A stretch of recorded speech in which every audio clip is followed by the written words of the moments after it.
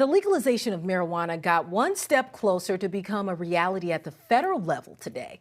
The House voted in favor of the Marijuana Opportunity Reinvestment and Expungement Act, that's the MORE Act.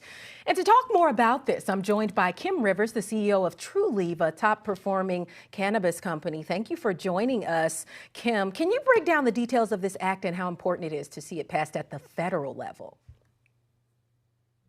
Sure, absolutely. So the MORE Act, of course, passed the House today, which we were very excited to see. And really, it's a decriminalization bill. And so there's a lot that's packed into the act.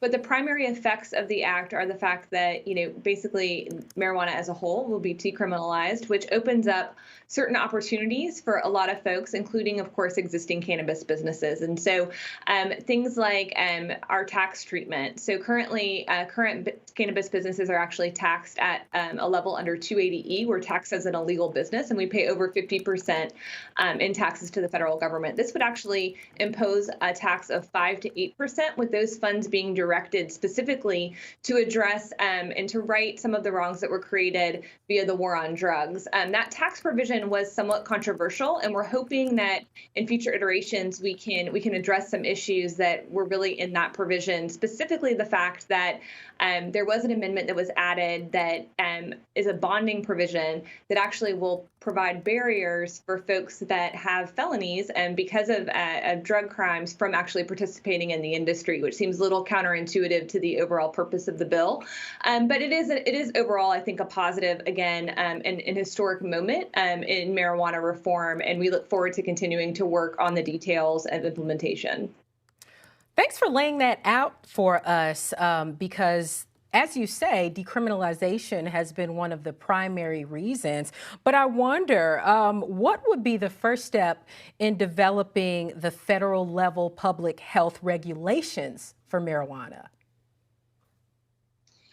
That's when I say that there are a lot of details to work out, there are a lot of details to work out, because really when you think about it, right, there's all kinds of issues that are layered into decriminalization. And really when we talk about creating a federal framework and ecosystem for this industry, it's very extensive. So currently, as cannabis businesses that currently operate, we're operating under state laws that are checkerboard across the U.S. And so it's really very similar to the rollback of alcohol prohibition and how for years, even today, we still have somewhat of a checkerboard effect across the states. But I mean, we're talking about tackling things like interstate commerce, import, export. I mentioned taxes. We would be able to have access to federal banking now, which we currently don't as a legal business.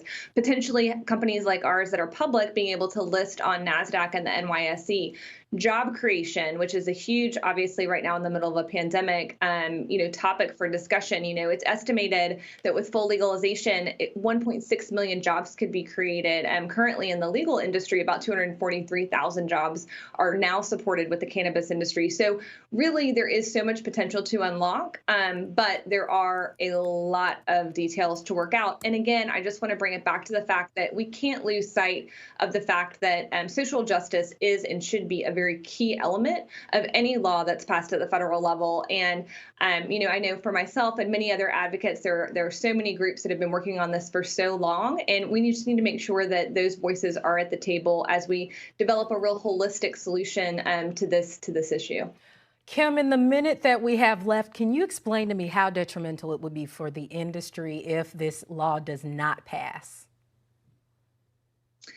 Yeah, I mean, look, we know we have an uphill battle in the Senate, and so we'll continue to operate the way that we have been operating, right? Which again is in a checkerboard state by state approach. The good news is that states are embracing cannabis more than ever, and all 5 ballot initiatives with marijuana on them this past election passed overwhelmingly. So we'll continue to march state by state as needed, and in hopes that the federal government at some point, right? It's just going to be silly to have right now 1 in 3 Americans are in states with some form of legalized cannabis. That number is going to continue to grow. So it's not a matter of if, it is a matter of when.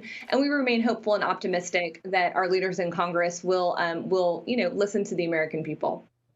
Well, Kim, thank you so much for that information. We'll make sure to stay updated on it.